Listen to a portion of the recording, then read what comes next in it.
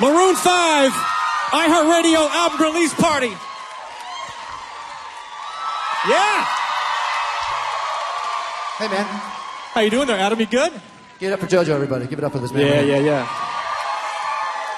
Thank you, sir. We are live, of course, on radio stations all across the country, so God help yourself, Adam. Don't say the F word, please. Fine. Oh, my goodness gracious. It's going to take all he can do to watch his mouth. I have a dirty mouth. Hey, let's get the obvious question out of the way, and we spoke about this the other day, but Red Pill Blues, of course, the Matrix reference. What else is behind the title of the album?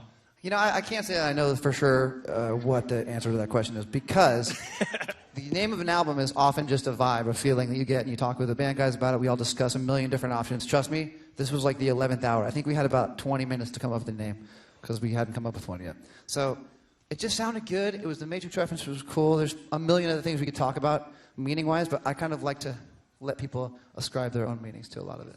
You know? Got it. Fair enough. That's a good way to dodge a question, by the way, in case you were wondering. He also mentioned the other day the evolution of Maroon 5 and how each album needs to evolve a bit. And you told me, and I want you to kind of elaborate on this, between each album, if you don't upset or piss off a small portion of your fans, you're not evolving enough. So what was that? Don't ask that question here. All of our sorry all about of that. our like hardcore fans are here. But I do stand by that, actually, to a certain degree. Sorry, Heather. I apologize. Where are you? She's our hardcore fan ever. So here's what I meant to say, Heather, when I said that. It's kind of scary sometimes to follow, I think, a band on their journey, because they may or may not do things you don't like, you know. So you can't make everybody happy. So you have to kind of start with making yourselves happy as a band, and then hopefully, people will follow. But you can't cater, to your fans too much, because then you get stuck in a rut and you're doing the same thing over and over again. Does that make sense? Cool. I'm glad we had this talk. There it is. Also, you're very excited about the collabs on this album. Let's run through the collabs for people who don't know. Well, I assume you have the album. If you don't, you should get it. It's out. Come on. Get it.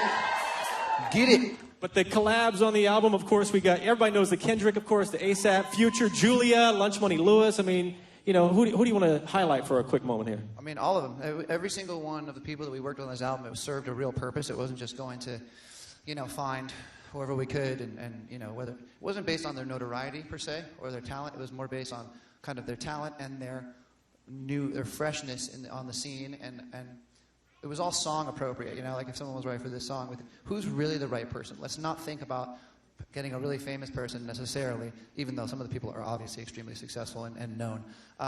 What's the right pitch? What's the right tone for this? And then I think that we found everybody that we wanted. I think we nailed it with the features on this record. All right, and I think so. Once again, it's biased, but a little biased, but that's you're supposed to be biased, okay. Adam. Hey, this track, the next single, the one you're about to do, is the next single from Red Pill Blues called Wait. What can you tell us about Wait? I like this song a lot because it's not super duper high in my range. Like you get after a while, you're like, nice. Oh God, I can't do nice. it. It's manageable, and I like that about it. It's also just a lot of fun. It sounds really good in this room too. We did it here earlier in soundcheck, and I think you guys would be really happy with it. So, and we've never played it. Have we played it in front of anybody? We've never played it ever before. So this is it. All right, here we go. iHeartRadio album release party for Red Pill Blues, Maroon 5. Wait.